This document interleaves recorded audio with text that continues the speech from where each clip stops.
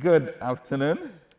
Let's have a seat and let's really thank God and just clap for these beautiful Ghanaians who are going to, as I listen to them, let's say all protocols observed. But as I listen to them, we sit in government or wherever we are with our positions, and we think that we are doing them a favor. And the honest truth is that it's they who are doing us a favor.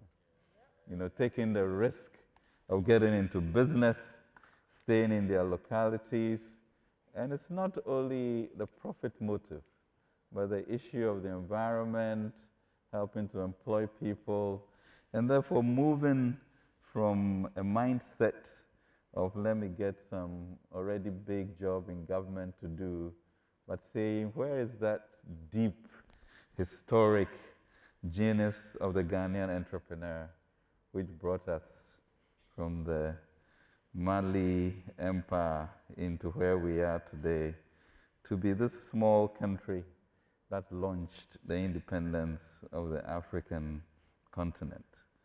So what is our role as we move forward into this new era where we now have the blessings of the Africa continental free trade here, meaning that we are now going to be the pathway, the vanguard, the repository of investments and trade on the continent. And it's all about our people then having the courage and to take advantage of it and believing deeply in the Black Star, which our forefathers established for us.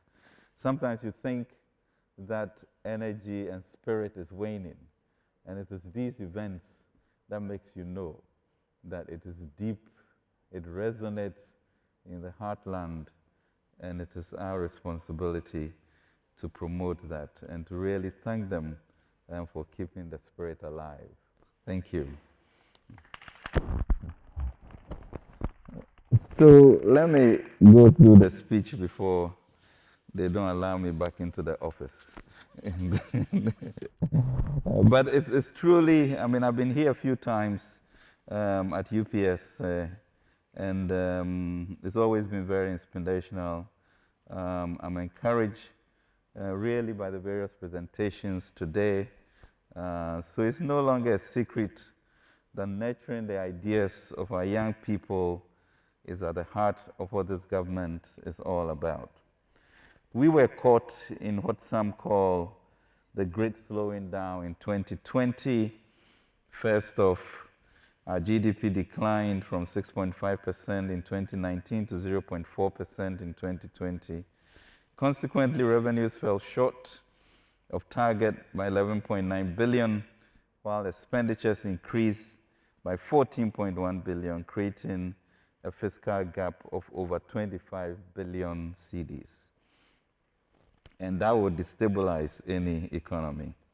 Also, our debt to GDP increased by approximately 13.7 percentage points, rising from 62.4 in 2019 to 76.1 by the end of the first COVID-19 year.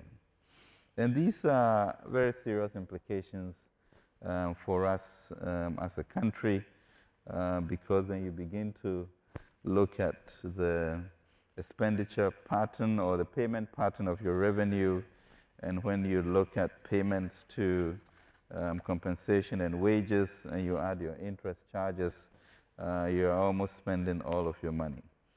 So the question we face today is urgent and consequential. How do we accelerate growth, and in doing so, restore people's faith in the Ghana Beyond Aid agenda and our faith in ourselves as a people to climb out of this problem? And our answer to that question is that we should foster a new culture of enterprise. And therefore, when you see the 2022 budget, it was very clear. How do you build an entrepreneurial nation whilst you manage your expenditures and your revenues and ensure that there's job creation. So that's our challenge, and given that we have literally maxed out in what we may be able to do in government services, we come back to you, the people, the young people we have seen this morning, as really the hidden treasures that the Lord talks about, the open secret that we are not capitalizing on, and a respect for our ingenuity as people to be able to get out of this. So we literally have 56% of our population under the age of 24, and about 11 million economically active people whose creative juices must then be mined somehow to be leveraged to open up a new sense and spirit of energy that says we can do this as well as our forefathers look. A careful look at statistics at every level of our educational ladder gives a staggering revelation worth integrating as we go forward. We have about 4.6 million people in our primary schools. And by the time they get to JHS, the number reduces to 2.6 million. So you ask yourself, where are the 2 million people? And who is taking care of them between primary school and JHS? Then you move from JHS to SSS, and you end up with 1.2 million people in SHS.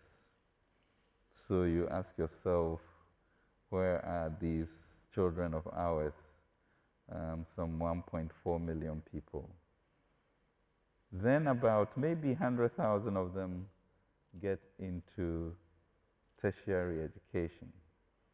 So the 1.2 million senior high school people, now you have 100,000 going into tertiary education, and you ask, where is the 1.1 and what are they doing? And then those who come out of the university, maybe 10% will get jobs in the formal sector. And the question is, what happens to the numbers that fall off as we climb further and further the educational? And that is our responsibility as a people, and nothing can be more important than respecting the sovereignty of our people, the citizenhood, and therefore, what structures do we have formally to genuinely intervene? Because these are real lives, these are real citizens, these are people with the image of God in them, and these are people who have unlimited potential if the environment is appropriate. So then you have, was it Dorothy? Doing what she does and hiring 5 or 10 people out of nowhere. And that is what we must do.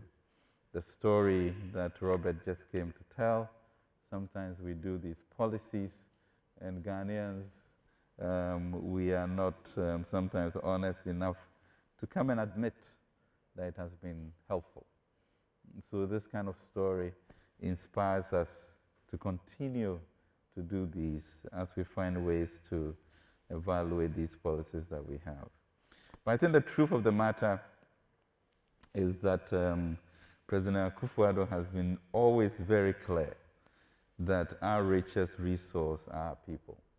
And therefore, even as we talked about senior high school not being affordable, he was clear that you have to give people the opportunity to gain the skills, and then it is limitless what they can do for the country.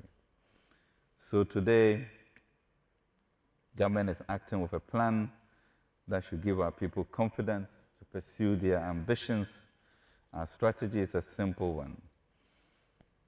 Back hard-working people, create local businesses, support existing ones, be clear and confident about creating millionaires and billionaires in our country, because we can do it. And that's the people that we are. So government's policy direction to pursue our vision is to create an enterprise-driven economy. In this regard, government will continue to strengthen the links between education and the job market stakeholders and provide access to the enablers, financing, appropriate skills, marketing, there's confidence for our young entrepreneurs so that the private sector is well-resourced to create jobs for our teeming youth. And we really turn the tide for them to know that we need them more than they need us, because they have the skills in them, and we should create the environment for that to happen. Our approach is an informed one. I encourage all of us to read about how Israel, for example, despite all the conflict of its neighboring countries, has been able to nurture a tech ecosystem, host more than 6,000 active startups capable of raising more than 25 billion in the first 11 months of 2020 from international investors. For an example much closer home, we can look to Nigeria, where during Obasanjo's period, they had about 125 banks, and he decided that his banks would go international, closed all of those banks to bring them to 25, and now we see Nigerian banks across the continent, across the globe. And we can also do that with our entrepreneurs, with our banking system. So, despite issues in Nigeria, talking about industry, like unreliable electricity, poor internet connectivity, the desire to use technology to solve problems brought with it a new culture of entrepreneurship amongst its young people. Digital payments in Nigeria have surged more than fivefold since 2014, hitting 105 trillion naira, $256 billion by 2019. According to the economist, companies based in Lagos like Flutterwave and Paga are now attracting valuations of more than $100 million. These businesses are owned by Nigerians and the people we have seen this morning who are starting their businesses. And so it is limitless what we can do. So we look at also, let's say, the Irish example, where in the late 80s, Ireland had a debt to GDP ratio of 115%. They had more debt than their GDP ratio. Inflation 15% and over, and they came together to acknowledge the issues they had, put in various policies to support the private sector. Labour also had its commitment as to how wages should grow, and within a decade or so, they were now growing at over 9% each year. And we can do that. We're at the point where we should do that. And it's, it's an honest responsibility because given the numbers that we have in unemployment, I don't think we have any choice as we look at the indignity of people not working and the misplacement of how we allocate our resources. We can't continue with 1,000 people graduating only ICT degrees, less than 2% of our people graduating agribusiness, whilst agribusiness is 20% of our GDP, and 85% of the unemployed come from our senior high schools. So we have to do something about that, and therefore find means of getting resources to the people, the entrepreneurs we saw today.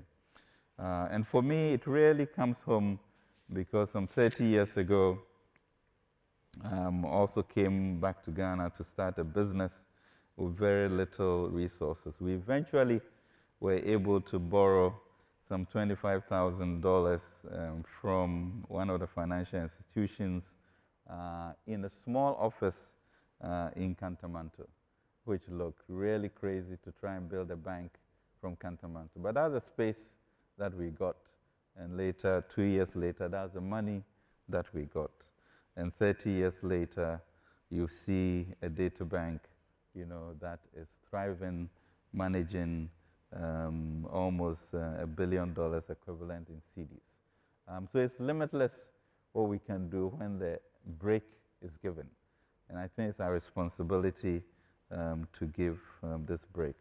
We've been brought at a time such as this with John, this background, spearheading this project with Abena, with Dubois at the ministry, very clear on what we all are capable of, which is limitless, and what we should then do, even against the grain of what people think, to invest in our future, to invest in entrepreneurship.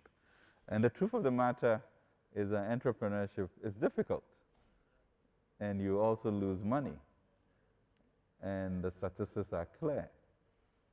But a few of them getting through, releases that energy, inspires people, and then builds a certain spirit, which then resonates across the nation. So we will take that risk. We will lose some money, but most of you will end up doing very well. And we appreciate your courage. So we need to deliver this transformation, and we'll do our part to ensure that this is done and this is continuous.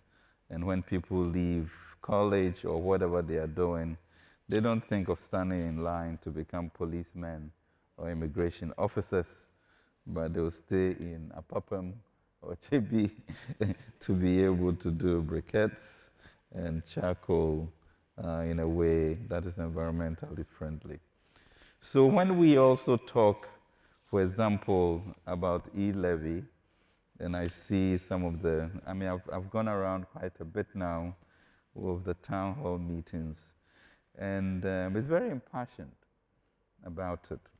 And then you ask, so who should be taking care of the 6 million people who need jobs? And how should we do it?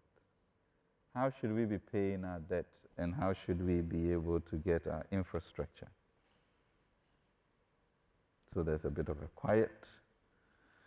Then I say, look, so for example, if you were to earn 100,000 cedis, and you transferred all of that through Momo in a year, for example, it means that government is asking that you pay 1,500 cedis. Is that why we are fighting? For every citizen in this country who has gone through kindergarten, primary, junior high, secondary, and maybe university, government must have done something for you. Something for you. That to pay 1,500 cedis, if you were to transfer 100,000 in a year, is that the reason why we want to be on the streets? But the cumulative value of all the little that each one brings, and will bring us 7 billion and change, which then can go directly into interventions. So with faith, we've moved ahead with a 10 billion program, which has never been done in our history, where government will put in 1 billion cedis each month, each year, for 3 years, as we move towards the 1 million jobs. International partners also another 2 billion, that's 5.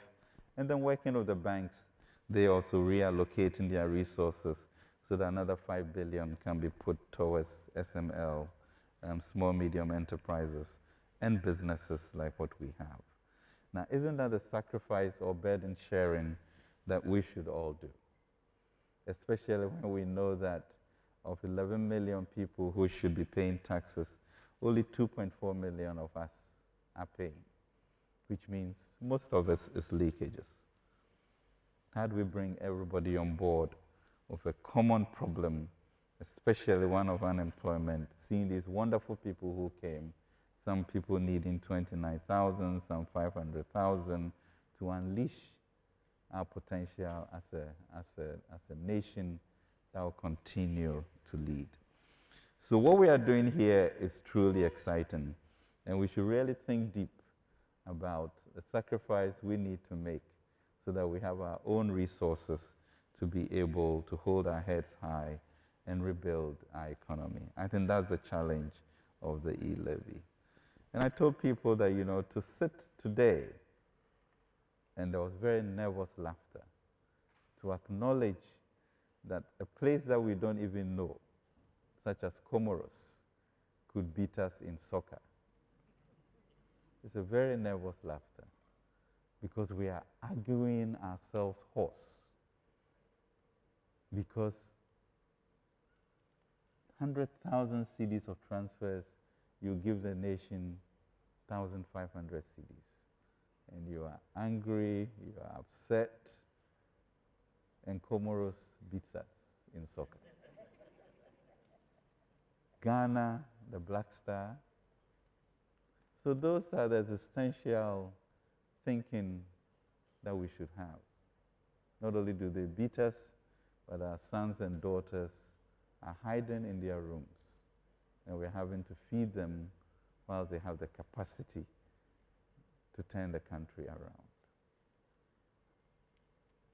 So let's be clear on who we are as the Black Star and what our forefathers thought of us, so that we'll stop the bickering and tell our MPs that truly, I think I was in WOW or somewhere, and WOW, of course, it's got 11 constituencies, I think.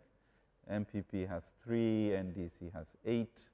They have about 1 million people, in the region, of which 367 or 70,000 are within that critical age group of 15 to 24, mostly underemployed or unemployed.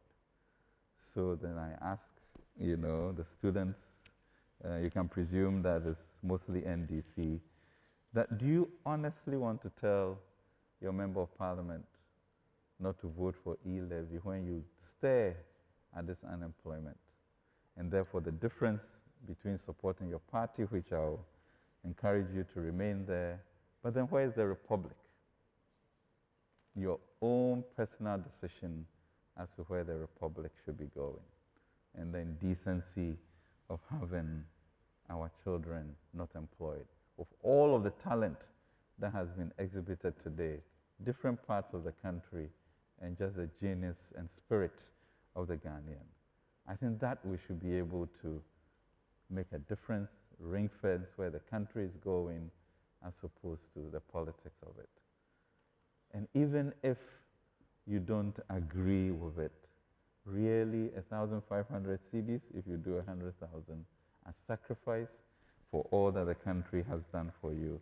And then my responsibility, of course, is to ensure that we are accountable, we break the leakages, and that the resources are applied to where they should.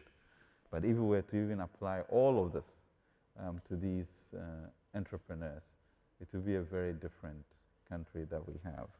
And I live it because when I came back to, the same conditions of where do you get financing from, where do you start, and believe it or not, starting an investment bank in Kantamanto did not make sense. But that was what was available. But, knowing who we are as a people, that spirit said, wherever you have, you take advantage of it. And 30 years later, this is where even I am. So I'm truly inspired, excited about this, but I think we should all be really sanguine, think deeply about how we can ensure that our youth, wherever they may be, will have this opportunity to really have their creative energies and what the good Lord purposed for them to be realized. We can do it. I'm really excited about the work that has been done really to thank John for his leadership, thank NEIP, GEA, and all of those people who have helped Springboard, etc., to bring this revelation to us.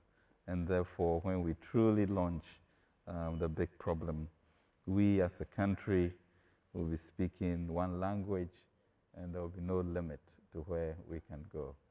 God continue to bless our homeland, Ghana. Thank you.